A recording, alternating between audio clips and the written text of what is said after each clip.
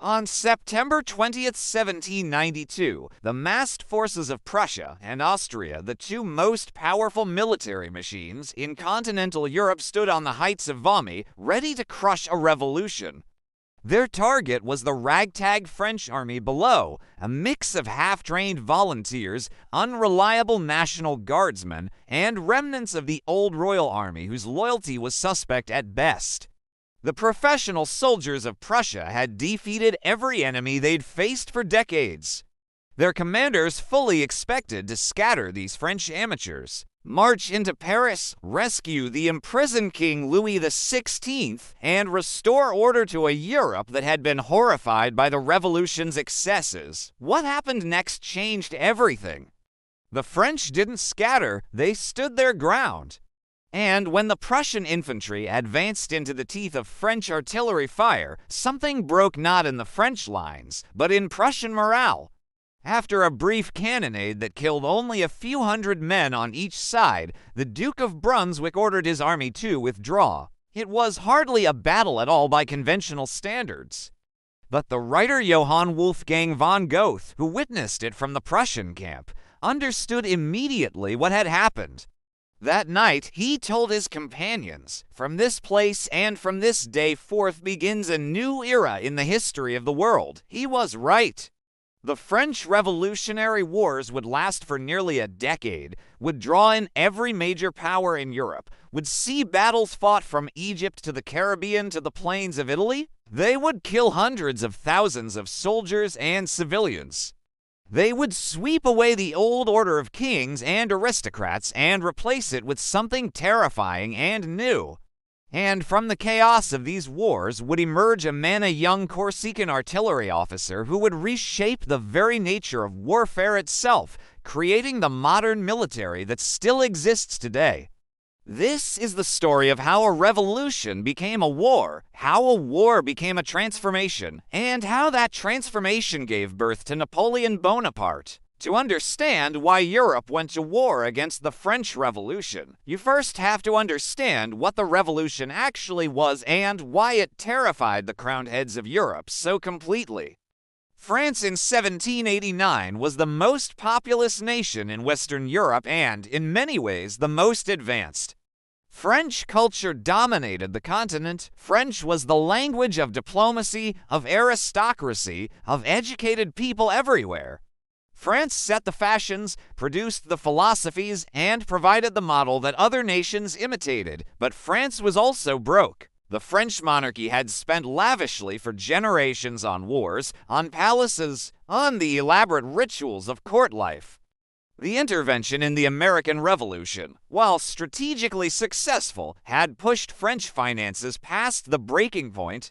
By 1789, the government was essentially bankrupt, unable to pay its debts or fund basic operations. King Louis XVI called a meeting of the Estates General, a representative body that hadn't met in over a century, to address the fiscal crisis. It was supposed to be a simple matter of raising taxes. Instead, it became the spark that ignited a revolution. The Estates General was divided into three estates: the clergy, the nobility, and everyone else, the so-called Third Estate, which represented the vast majority of the population but had been historically dominated by the other two. This time, the Third Estate refused to be dominated. They declared themselves the National Assembly, claimed to represent the French nation, and began drafting a constitution. What followed was a cascade of events that moved faster than anyone could control. The storming of the Bastille, the abolition of feudal privileges, the declaration of the rights of man and of the citizen, the nationalization of church property, the transformation of France from an absolute monarchy into a constitutional one. Each step was more radical than the last, and each step sent shock waves through the courts of Europe. The kings and emperors of Europe watched France with growing horror. This wasn't just a political dispute. This was an assault on the entire basis of the old order.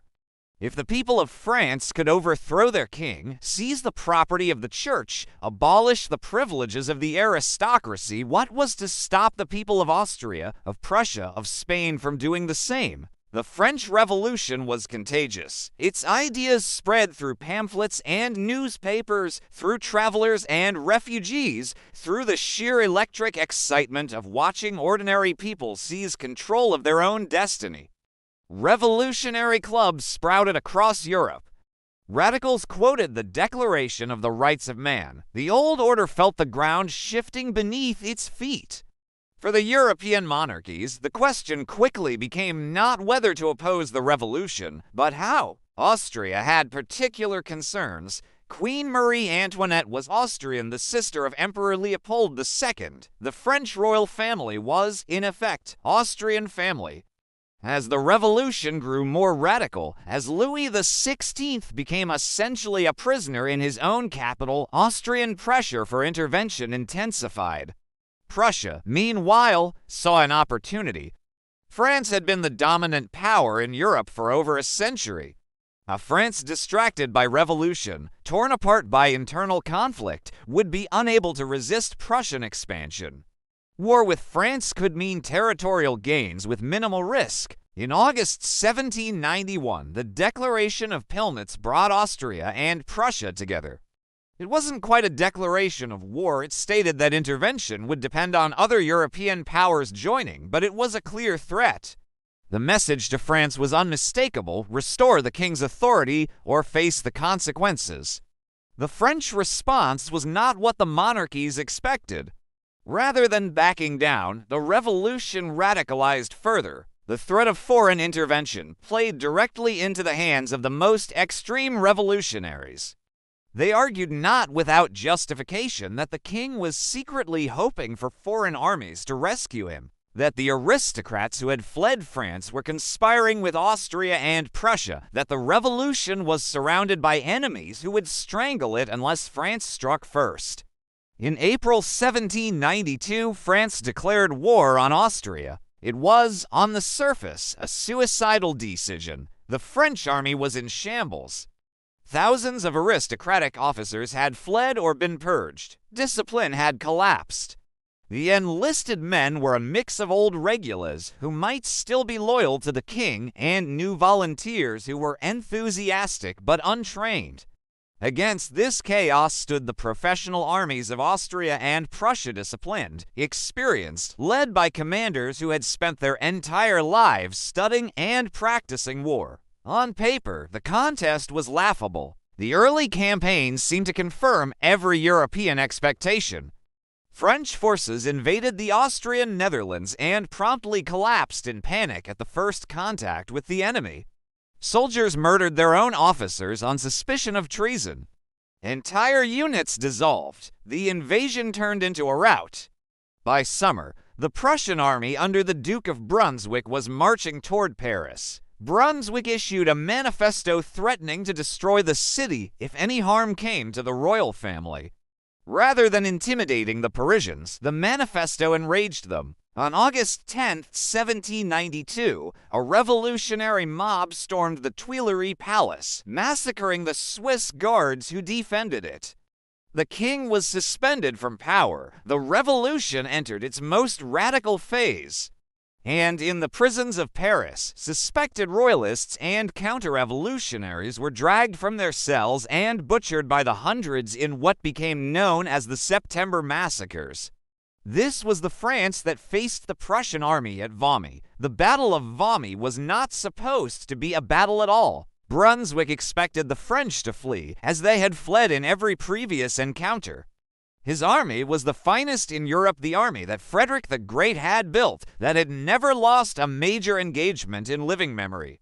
These French rabble, led by suspect officers, filled with chaos and ideology rather than discipline, they would collapse at the first push. Instead, they stood. The French commander, Charles-François Dumouriez, had positioned his forces on high ground with strong artillery support.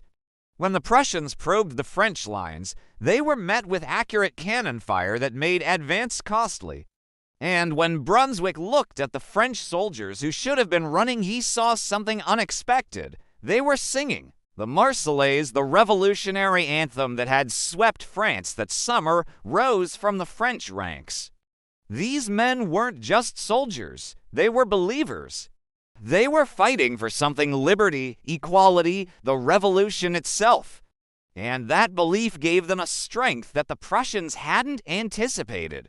Brunswick was a cautious commander, and his army was far from its supply lines, with autumn rains turning the roads to mud. He looked at the French positions, calculated the costs of a full assault, and decided it wasn't worth it. The Prussians withdrew. In purely military terms, Valmy was a minor engagement, but its symbolic importance was immense. The revolution had survived its first great test. The professional armies of the old order could be stopped. The impossible had become possible. Within months, French forces went on the offensive. They conquered the Austrian Netherlands. They occupied the Rhineland. They invaded Savoy and Nice. The revolution, which had been fighting for survival, was suddenly expanding.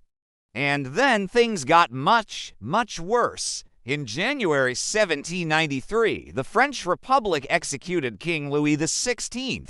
The guillotine blade fell in the Place de la Révolution, now the Place de la Concorde, before a crowd that some estimates put at 20,000.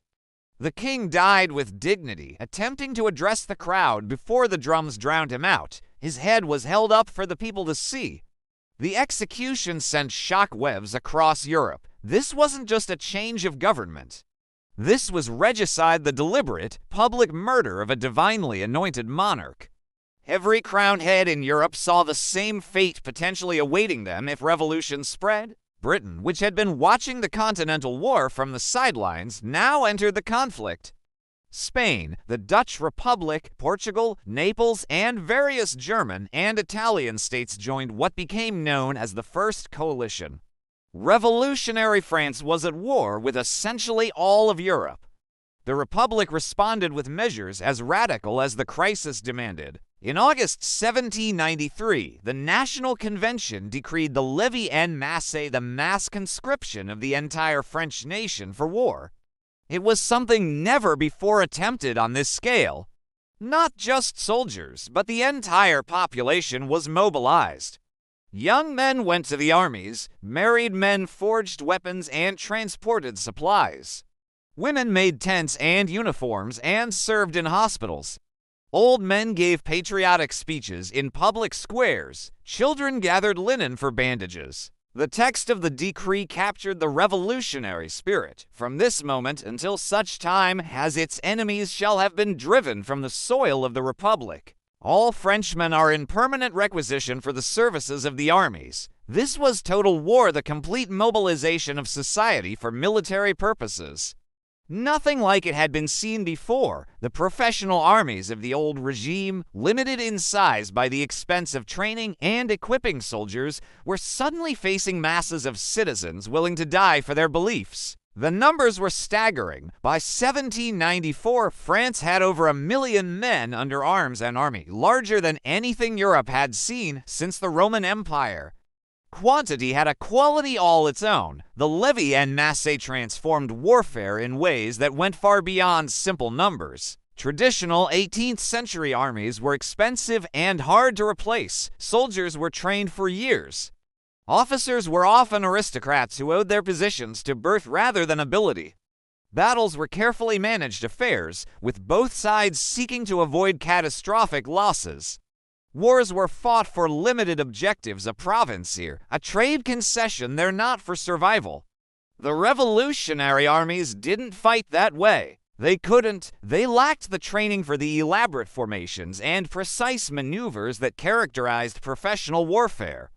Their officers were often promoted from the ranks based on ability rather than birth. Their soldiers were ideologically motivated, convinced they were fighting for liberty and equality against the forces of tyranny.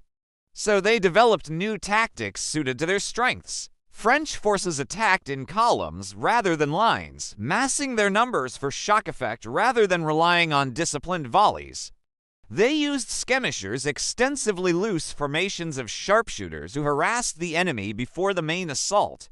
They moved faster, supplied themselves by foraging rather than elaborate supply trains, and fought with an aggression that startled their enemies. and they were willing to take casualties that would have been unacceptable to traditional armies. If a professional army lost a quarter of its strength in a battle, it might take years to recover. If a revolutionary army lost a quarter of its strength, the levy en masse would produce replacements within months. This was the birth of modern warfare mass armies, ideological motivation, total mobilization of society, and a willingness to accept costs that previous generations would have found unthinkable. The world would spend the next centuries learning to live with what France had created. But mobilization alone couldn't win wars. France needed victories, and victories required leadership. The revolution had purged the old officer corps, dismissing or executing anyone whose loyalty was suspect. This created chaos, but it also created opportunity. Men of talent, regardless of birth, could rise to positions that would have been unthinkable under the old regime. Lazare Carnot, the organizer of victory, brought system and efficiency to French military administration. He reorganized supply lines, coordinated the deployment of France's massive armies, and identified talented commanders who could lead them. Generals like Jean-Baptiste Jourdan, Jean-Victor Marie Moreau, and André Messina won victories that pushed the coalition back. The Austrian Netherlands were consolidated. The Dutch Republic was conquered and transformed into a French client state. Spain was knocked out of the war. Prussia made peace. By 1797, only Britain and Austria remained in the fight. But among all the generals that the revolution produced, one stood out. A young man from Corsica, just 26 years old in 1795, whose genius for war would eclipse all the others. His name was Napoleon Bonaparte, and he was about to reshape the world. Napoleon's rise was as improbable as it was rapid. He was born in 1769 on Corsica, just 1 year after France acquired the island from Genoa. He was not quite French, not quite Italian, an outsider from the periphery who spoke French with an accent his entire life. His family was minor nobility enough to secure him admission to military schools, not enough to provide wealth or powerful connections. He was trained as an artillery officer, a technical branch of the military that attracted talented commoners rather than aristocrats. He was studious, ambitious, and socially awkward. His fellow students mocked his accent and his provincial manners. He responded by reading voraciously, devouring books on history, geography, and military science. The revolution transformed his prospects. The old aristocratic barriers fell away. Promotion suddenly depended on ability rather than birth, and Napoleon had ability in abundance. His first moment of glory came at the Siege of Toulon in 1793. The port city had rebelled against the Republic and invited in British and Spanish forces. The Republican siege was going badly until a young artillery captain named Bonaparte proposed a plan: capture the heights overlooking the harbor, place guns there, and make the Allied fleet's position untenable. It worked. The Allies evacuated Toulon, and Napoleon, wounded during the assault, was promoted to brigadier general at the age of 24. 2 years later, he cemented his position by suppressing a royalist uprising in Paris. When the mob approached the Tuileries, Napoleon placed his cannon at key intersections and fired grape shot directly into the crowd. The uprising collapsed. Napoleon became the man who had saved the Republic. In 1796, he was given command of the Army of Italy, the smallest, poorest, most neglected of France's armies. It was supposed to be a sideshow, a secondary theater while the main French forces pushed through Germany. Napoleon turned it into a legend. The Army of Italy that Napoleon inherited in March 1796 was a disaster. 30,000 men, poorly fed, poorly clothed, poorly equipped. They hadn't been paid in months. Desertion was rampant. Morale was at rock bottom. The soldiers had been stuck in the mountains along the French-Italian border, accomplishing nothing while their comrades in Germany won glory. Against them stood the combined forces of Austria and Piedmont's Sardinia, over 50,000 professional soldiers in strong defensive positions. The sensible thing to do was hold the line and wait for reinforcements. The cautious thing to do was probe for weaknesses without risking a major engagement. Napoleon did neither. Within days of taking command, he addressed his troops with words that would become famous. "Soldiers, you are naked, badly fed. The government owes you much and can give you nothing. Your patience, the courage you display among these rocks, is admirable, but it gains you no glory. No fame shines upon you. I will lead you into the most fertile plains in the world. Rich provinces, great cities will be in your power. There you will find honor, glory, and riches." It was a promise of conquest, of plunder, of everything these starving men had been denied, and Napoleon intended to keep it. The Italian campaign of 1796 to 1797 was Napoleon's masterpiece, the campaign that revealed his genius to the world and established the principles that would define his art of war. His strategy was simple in concept, revolutionary in execution: divide his enemies and defeat them in detail. The Austrian and Piedmontese armies were operating in loose coordination, neither quite trusting the other, their communications slow, and their combined strategy poorly defined. Napoleon drove between them like a wedge. In a series of lightning battles, Montenotte, Lodi, Arcole, Rivoli, Napoleon shattered the allied forces piece by piece. He moved faster than his enemies thought possible, appearing where he wasn't expected, concentrating overwhelming force at the decisive point while his enemies were still trying to figure out where he was. The Battle of Lodi, fought on May 10, 1796, became legend. French forces needed to cross a bridge over the Otta River, swept by Austrian cannon fire. Napoleon personally led the assault, exposing himself to enemy fire alongside his grenadiers as they stormed across the killing ground. The bridge was taken. The Austrian army fled. It was at Lodi, Napoleon later claimed, that he first believed himself capable of great things, that he was no ordinary man, but someone destined for a special fate. Whether this was genuine revelation or later mythologizing is impossible to say. But something did emerge at Lodi, the legend of Napoleon as warrior hero, sharing danger with his men, leading from the front. Within weeks, Piedmont's Sardinia was knocked out of the war, forced to sign a humiliating peace. The road to northern Italy lay open. What followed was a systematic conquest that demonstrated Napoleon's political skills as much as his military genius. Milan fell. Mantua was besieged. The ancient Italian states Venice, Genoa, the Papal States were bullied, plundered, and reorganized according to French revolutionary principles. Quiet republics were established, their treasures shipped back to Paris, their populations introduced to the ideas of liberty, equality, and French domination. Austria sent army after army to stop him. Each was defeated in turn. Wurmser came with 50,000 men to relieve Mantua. Napoleon destroyed his army in a series of engagements and chased the remnants into the fortress, where they were trapped with the original garrison. Vinci came with another 50,000. Napoleon crushed him at Rivoli, one of his most brilliant tactical victories. By early 1797, Mantua had surrendered, and Napoleon was marching on Vienna itself. The Austrians, exhausted and terrified, sued for peace. The Treaty of Campo Formio, signed in October 1797, was largely Napoleon's creation, negotiated over the heads of the civilian government in Paris. Austria ceded the Netherlands and recognized French dominance in northern Italy.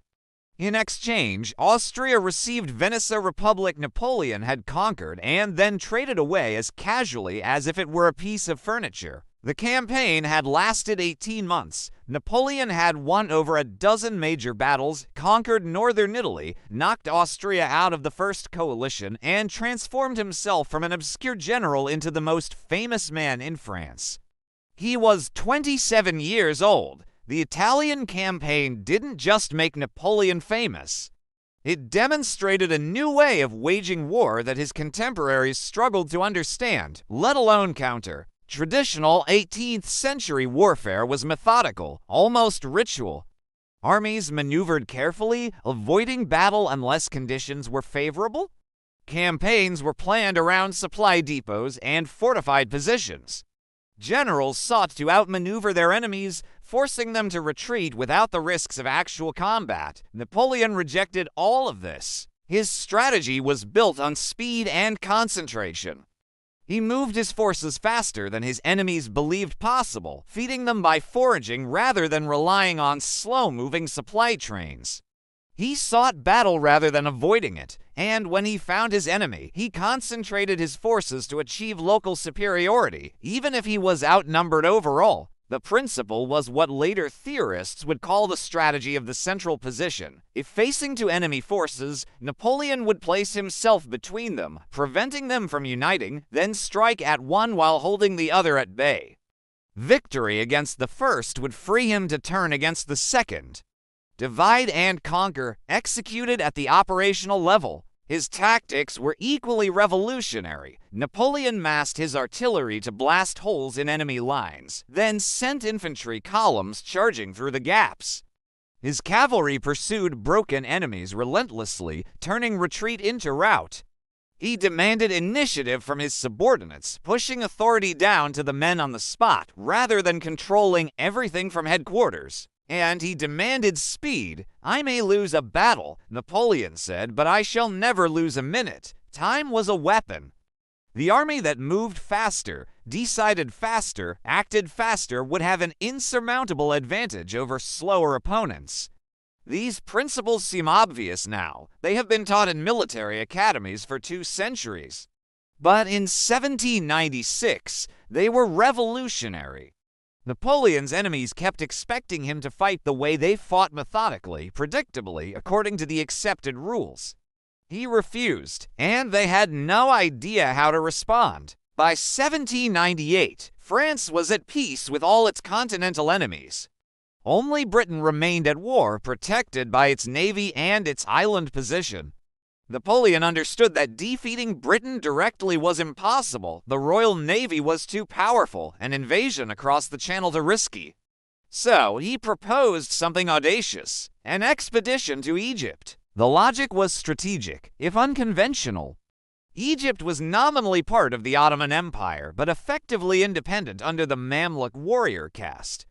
Conquering it would give France a base to threaten British India, disrupt British trade, and potentially open a route to link France with Tipu Sultan, the Indian ruler who was fighting the British in Mysore. It was also, frankly, a way to get Napoleon out of Paris. The Directory, the 5-man executive that governed France, was suspicious of this popular young general who had negotiated treaties and created client states on his own authority. Sending him to Egypt solved multiple problems at once. Napoleon sailed in May 1798 with 38,000 soldiers and a remarkable collection of scientists, scholars, and artists. He intended to conquer Egypt, study its antiquities, and bring the light of French civilization to the East. It was imperialism wrapped in Enlightenment rhetoric, a pattern that would become depressingly familiar over the next 2 centuries. The military campaign began brilliantly. Napoleon landed in Alexandria, marched across the desert, and defeated the Mamluk cavalry at the Battle of the Pyramids with the famous exhortation, "Soldiers, from the height of these pyramids, 40 centuries looked down upon you." Cairo fell. Egypt was conquered. The scholars began their work, eventually producing the massive description de l'Egypte that would introduce Egyptian antiquities to Europe and spark the modern field of Egyptology. And then everything went wrong. On August 1st, 1798, the British fleet under Admiral Horatio Nelson found the French fleet anchored in Abu Qir Bay near Alexandria. What followed was one of the most decisive naval battles in history. Nelson attacked at dusk, sending part of his fleet between the French ships and the shore, a maneuver the French hadn't anticipated and couldn't counter. Caught on both sides, the French fleet was annihilated. 11 ships of the line were captured or destroyed. The French flagship, L'Orient, exploded in a blast that was heard miles away. The Battle of the Nile transformed the strategic situation overnight. Napoleon's army was now trapped in Egypt, cut off from France, unable to receive reinforcements or supplies. The conquest that was supposed to threaten British India had become a dead end. Worse, the news of French vulnerability encouraged Napoleon's enemies. Austria, Russia, Britain, and the Ottoman Empire formed the Second Coalition. The war that had seemed to be winding down suddenly reignited across the entire continent. Napoleon spent another year in Egypt, fighting a failed campaign into Syria, suppressing local revolts, and watching his army slowly deteriorate from disease and attrition. The expedition that was supposed to bring glory had become a disaster. In August 1799, Napoleon made a decision that would be controversial forever after. He abandoned his army in Egypt, slipping past the British blockade on a fast frigate, and returned to France. He left his men to their fate eventual surrender to the British in 1801 and sailed home to save his political career. Some called it desertion, others called it strategic necessity. Napoleon called it destiny. The France he returned to was in crisis. The Directory had proven incompetent at both war and governance. The armies were losing on multiple fronts. The treasury was empty. Corruption was rampant. Political instability had become the norm. Coup followed coup as various factions competed for power. Napoleon arrived in Paris in October 1799 to find a country desperate for strong leadership. His Egyptian campaign, despite its ultimate failure, had been reported in France as a glorious success. He was still the hero of Italy, the conqueror of Austria, the general who never lost. Within weeks, Napoleon was at the center of a conspiracy to overthrow the Directory. The coup of 18 Brumaire November 9, 1799, by the revolutionary calendar was messy and nearly failed. When Napoleon addressed the Council of 500, trying to intimidate them into dissolving themselves, he was met with shouts of outlaw. And down with the dictator, he apparently lost his nerve, babbling incoherently while legislators mobbed him. His brother Lucien, who was presiding over the council, saved the situation by calling in soldiers to clear the chamber. It was not Napoleon's finest hour, but it worked. By nightfall, the Directory was dissolved, and a new government, the Consulate, was established with Napoleon as first consul. He was, effectively, dictator of France. He was 30 years old. The Consulate inherited a war that was going badly. Russian and Austrian forces had reconquered most of Italy during Napoleon's absence in Egypt. French armies had been pushed back to the Rhine. The Second Coalition seemed poised to undo all the gains of the Revolutionary Wars. Napoleon's response was characteristically bold. In the spring of 1800, he led an army across the Alps through the Great St. Bernard Pass, supposedly impossible for an army to traverse, and descended into northern Italy behind Austrian lines. The Austrians, expecting a frontal assault, suddenly found a French army in their rear, threatening their supply lines and communications. The resulting Battle of Marengo on June 14, 1800, was nearly a disaster. Austrian forces caught Napoleon by surprise, pushing back his outnumbered troops throughout the morning. By afternoon, the battle seemed lost. Then General Louis Desaix arrived with reinforcements. "This battle is completely lost," Desaix reportedly said, "but there is time to win another." He led a counterattack that shattered the exhausted Austrians. The victory that had seemed impossible was snatched from defeat. Desaix died in the assault, but Marengo secured Napoleon's position and restored French dominance in Italy. 6 months later, another French army under Moreau crushed the Austrians at Hohenlinden in Germany. Austria, defeated onto fronts, sued for peace. The Treaty of Luneville in 1801 ended the Second Coalition on terms even more favorable than Campo Formio. France dominated Italy, the Rhineland, and the Low Countries. Only Britain remained at war, and even Britain, exhausted by years of conflict, was willing to negotiate. The Treaty of Amiens, signed in March 1802, brought peace between France and Britain for the first time in nearly a decade. Europe was at peace. Napoleon was master of France and dominant in Europe. The Revolutionary Wars were over. But what had they actually accomplished, and what did they mean? In purely territorial terms, France had expanded dramatically. The natural frontiers of the Rhine, the Alps, the Pyrenees were now French borders. Client republics in Italy, the Netherlands, and Switzerland gave France influence far beyond its formal boundaries. The old Holy Roman Empire was a shadow of itself, soon to be formally dissolved. Spain was a French ally. Prussia had been neutralized. Austria had been humiliated, but the transformation went far deeper than territory. The Revolutionary Wars had proven that mass armies, motivated by ideology, could defeat the professional forces of the old regime. They had demonstrated that total mobilization of society for war was possible and devastatingly effective. They had shown that warfare could be conducted at a scale and intensity that previous generations would have found unimaginable. The levée en masse had created armies that numbered in the hundreds of thousands.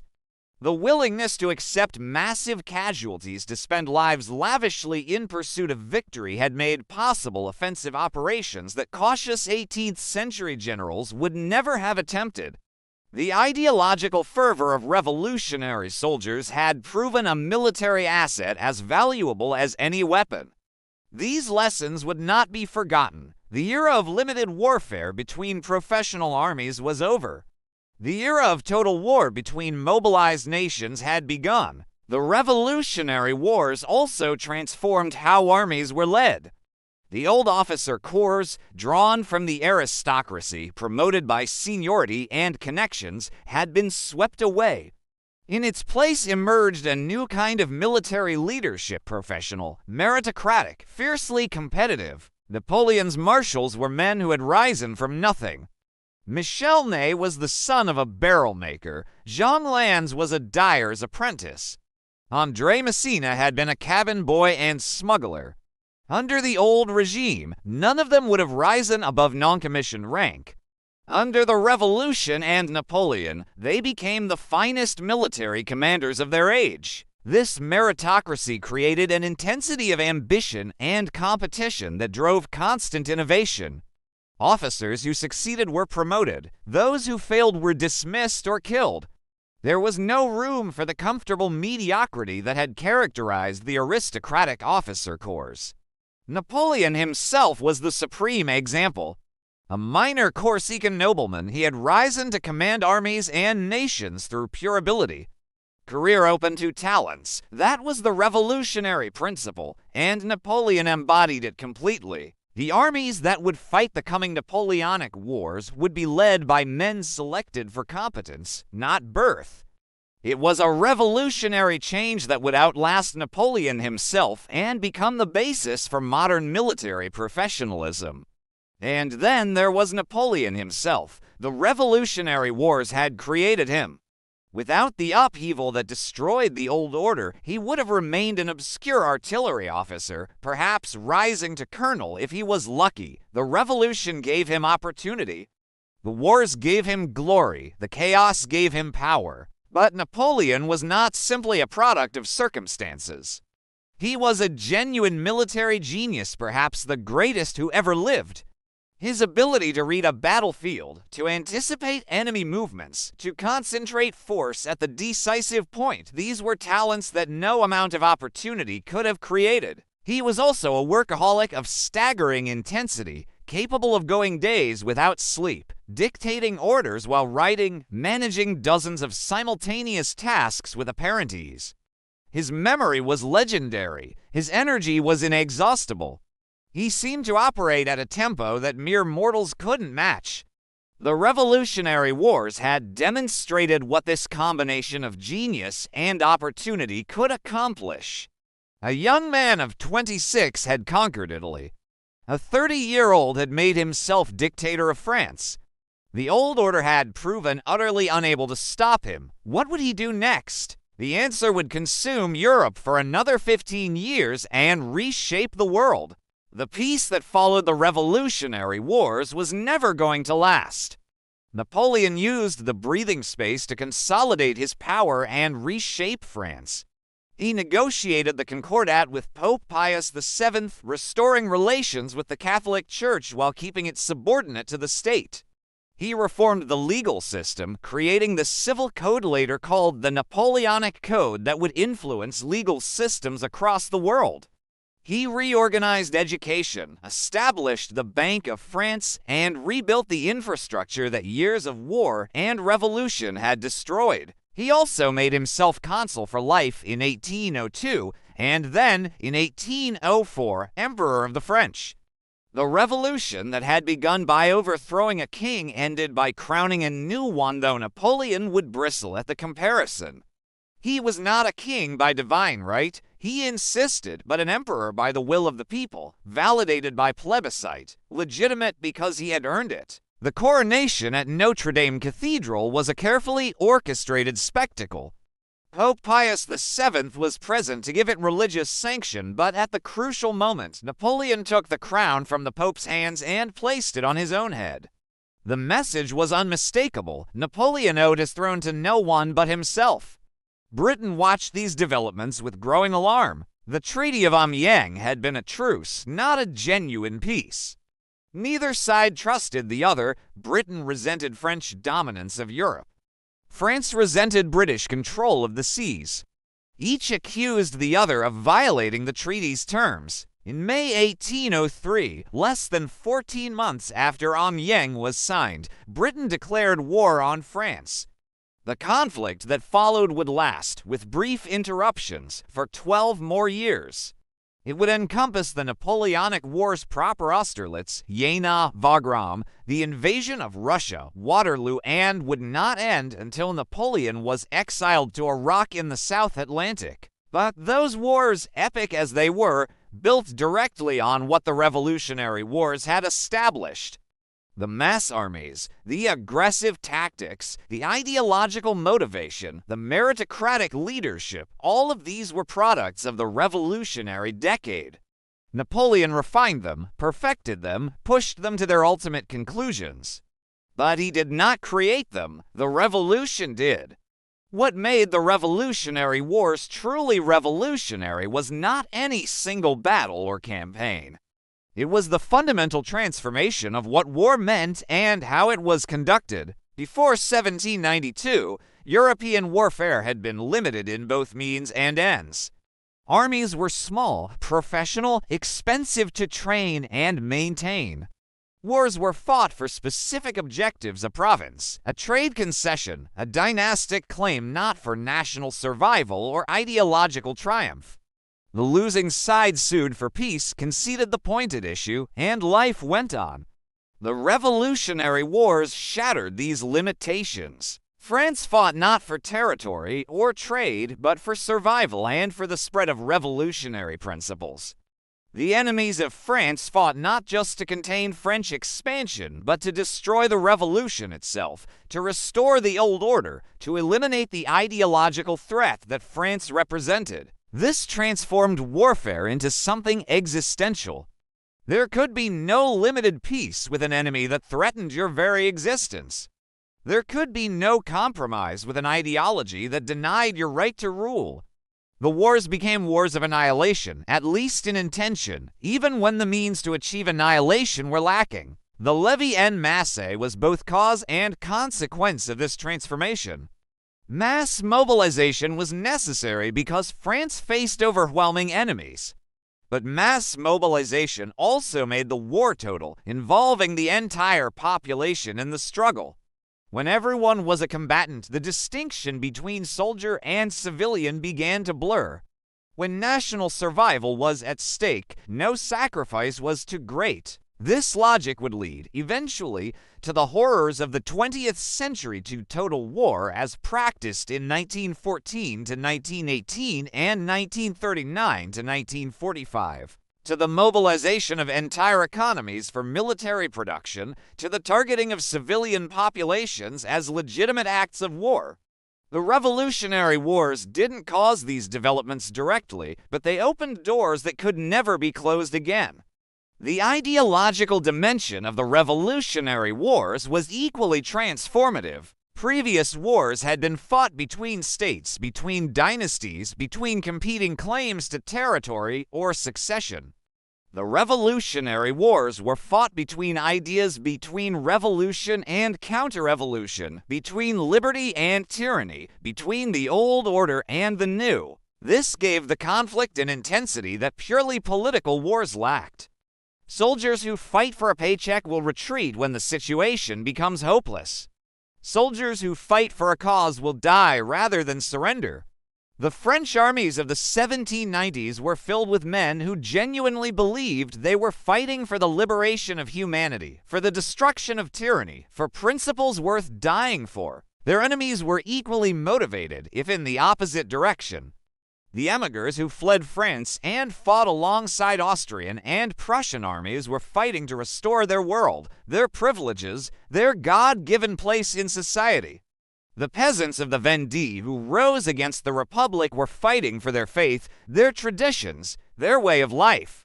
The ideological stakes were real on both sides. This ideological warfare created new forms of violence. The revolution didn't just defeat its enemies, it sought to destroy them utterly. The terror consumed not just aristocrats, but anyone deemed insufficiently revolutionary. The suppression of the Vendée Rebellion became a campaign of extermination, with Republican forces massacring civilians by the thousands. Some historians have called it genocide. The counter-revolutionary forces were no gentler. The White Terror that followed periods of Republican weakness saw mass murders of suspected revolutionaries. The Allied armies that invaded France promised to level Paris if the royal family was harmed. War had become total not just in scale but in spirit. The enemy was not just a rival to be defeated, but an evil to be eradicated. This absolutism would echo through subsequent centuries, justifying atrocities from Armenia to Auschwitz to Rwanda. The Revolutionary Wars also gave birth to modern nationalism. Before the Revolution, most Europeans identified primarily with their local community, their region, their religion, their social class. The nation, the idea of a unified people sharing language, culture, and destiny was an abstraction, meaningful to intellectuals, but not to ordinary people. The Revolution changed that. The nation became a rallying cry, a source of identity, a cause worth dying for. The Revolution claimed to speak for the French nation, not for the king, not for the aristocracy, but for the people themselves. This was a revolutionary claim in every sense. It asserted that sovereignty resided in the nation, that the nation had rights, that the nation could demand the loyalty and sacrifice of its members. The armies that marched under revolutionary banners were national armies, armies of citizens fighting for their country, not mercenaries fighting for pay or soldiers fighting for their lord. The Marseillaise was a national anthem, expressing national identity through music and words. The tricolor flag was a national symbol, replacing the royal fleur-de-lis with the colors of the nation. This nationalism proved extraordinarily powerful. It motivated soldiers to fight harder, citizens to sacrifice more, populations to endure suffering that would have been unacceptable in previous wars. And its spread, carried by French armies across Europe, awakening national consciousness in peoples who had never thought of themselves as nations before. The Italians, the Germans, the Poles, they encountered French nationalism and began to imagine their own. If France could be united by national feeling, why not Italy? Why not Germany? The revolutionary and Napoleonic occupations sparked national awakenings that would reshape European politics for the next centuries. This was, of course, deeply ironic. French nationalism claimed to liberate oppressed peoples, but French occupation often looked remarkably like oppression. The client republics that France established were governed in French interests, plundered for French benefit, their populations conscripted into French armies. The gap between revolutionary rhetoric and imperial reality was obvious to everyone except, perhaps, the French themselves. But the idea of the nation, once unleashed, could not be controlled. It would eventually turn against France itself, as Spanish and German and Russian nationalism mobilized resistance to Napoleonic domination. The weapon that had made France powerful would be seized by others and turned against her. The transformation of military institutions during the Revolutionary Wars deserves special attention. The old armies of Europe were organized around the regiment, a semi-permanent unit often owned by its colonel, staffed by officers who purchased their commissions, manned by long-service professionals or reluctant conscripts. These regiments were grouped into armies as needed, but there was little organizational structure between the regiment and the commander-in-chief.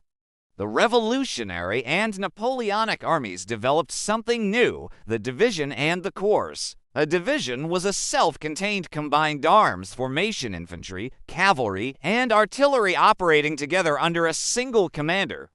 It could march independently, fight independently, and complete missions without constant supervision from higher headquarters.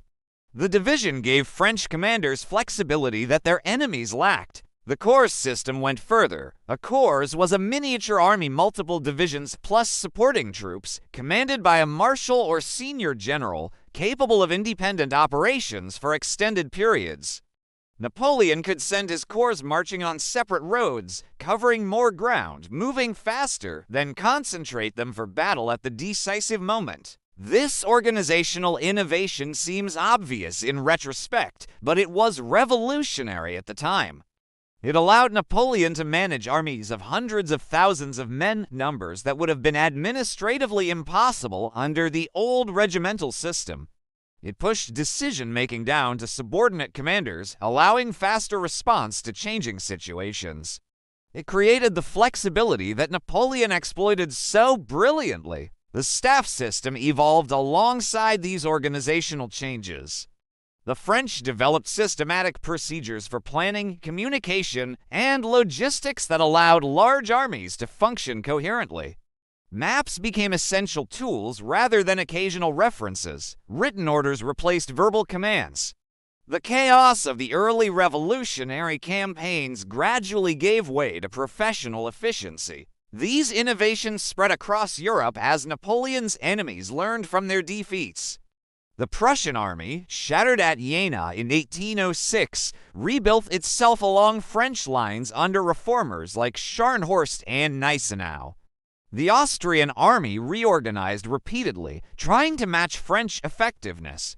By the end of the Napoleonic period, every major European army had adopted the divisional system and corps organization. Military education also transformed. The French Revolutionary and Napoleonic armies created schools for officers, systematizing knowledge that had previously been passed down informally. The study of military history, strategy, and tactics became professionalized. War became a subject that could be taught and learned, not just an art practiced by intuitive geniuses.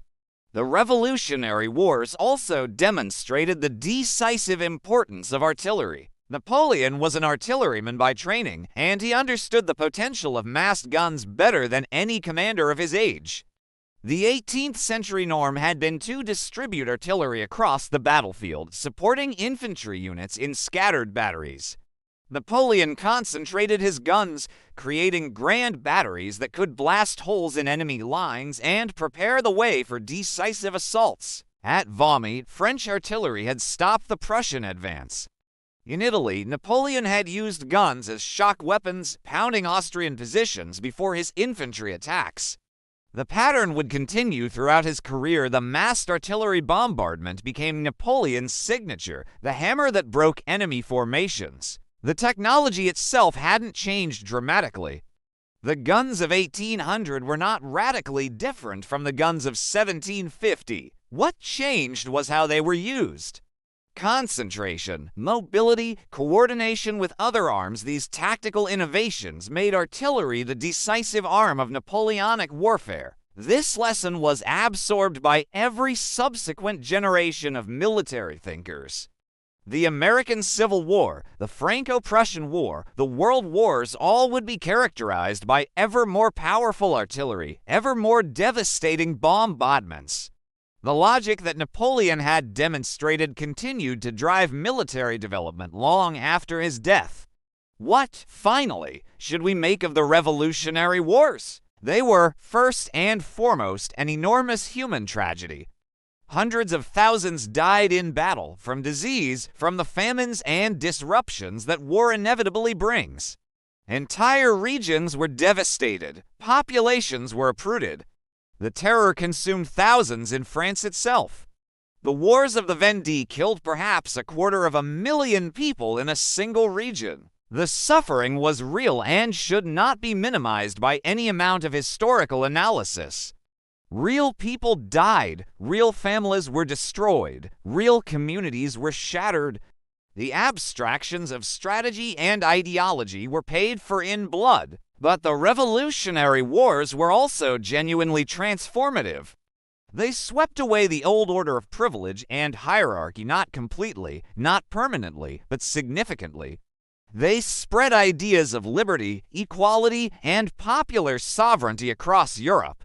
They demonstrated that change was possible, that ancient institutions could fall, that people could take control of their own destinies. The legal reforms that emerged from the Revolution, the abolition of feudalism, the equality of citizens before the law, the rationalization of administration survived Napoleon's fall and became foundations of modern European governance. The Napoleonic Code remains the basis of civil law in much of Europe and Latin America. The metric system, standardized during the revolutionary period, became the global standard for measurement. The nation-state that emerged from the Revolutionary Wars became the dominant form of political organization. For better and worse, the world we live in today is a world of nations with flags and anthems, with borders and citizenship, with claims to sovereignty and demands for loyalty. This is the revolutionary legacy, for all its complications and contradictions. And what of Napoleon? He was the child of the revolution made possible by its destruction of the old order, shaped by its ideology, empowered by its military innovations. Without the revolution, there would have been no Napoleon. He would have died an obscure Corsican officer, his genius never revealed, but Napoleon also betrayed the revolution. He crowned himself emperor. He created a new aristocracy. He suppressed political opposition and controlled the press. He waged wars of conquest that killed millions and brought suffering to half of Europe. The liberator became a tyrant, the revolutionary became a despot. Or perhaps he was simply being honest about what revolution always becomes. The idealism of 1789 had already given way to the terror of 1793, the corruption of the Directory, the chaos that Napoleon ended. Perhaps dictatorship was inevitable, perhaps any revolution that mobilizes an entire society for total war will end by concentrating power in the hands of a military strongman. These questions have no easy answers. They continue to be debated by historians and political theorists. The Revolutionary Wars cast a long shadow, and we still live within it. The 20th century would see the logical conclusions of what the Revolutionary Wars began. Total war, mass mobilization, ideological conflict, national armies fighting for national survival, civilian populations as targets, industrial warfare, weapons of mass destruction. The scale changed, the technology advanced, but the essential character of modern warfare was established in the 1790s, when the soldiers of World War I marched to their deaths in the trenches of the Western Front. They were marching in the footsteps of the revolutionary armies. When entire nations were mobilized for war production in World War II, they were following the model of the levy en masse. When nuclear weapons threatened the annihilation of entire peoples, they represented the ultimate expression of total war logic. We live, still, in the world that the Revolutionary Wars created. Our nations, our militaries, our very conception of what war is and what it means, all of these trace back to the decade between 1792 and 1802. Johann Wolfgang von Goethe was right. At Valmy, a new era in history began, and that era, for all its advances and horrors, is not over yet. The Revolutionary Wars gave birth to the modern world, to nations and armies, to ideologies and total war, to the promise of liberty and the reality of unprecedented violence. They created Napoleon Bonaparte, the greatest military genius of modern times, and set him loose upon a world that had no idea how to stop him. They proved that the old order could fall. They proved that new orders could rise. They proved that human beings, organized and motivated, could accomplish things that seemed impossible. And they proved that those accomplishments would come at a terrible price. The price is still being paid. It will be paid as long as nations exist, as long as armies march, as long as human beings are willing to kill and die for ideas. The Revolutionary Wars taught us what we are capable of in creation and in destruction. That lesson, too, is not over.